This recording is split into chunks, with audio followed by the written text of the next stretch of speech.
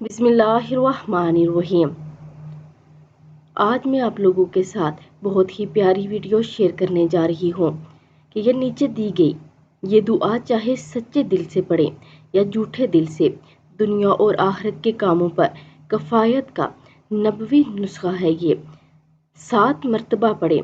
حسبی اللہ لا الہ الا ہوا علیہ توکلت وہو رب العرش العظیم، کہ اللہ تعالیٰ ہی مجھے کافی ہے، اس کے علاوہ کوئی عبادت کے لائق نہیں، اسی پر میں نے بھروسہ کیا، وہ عظیم عرش کا مالک ہے۔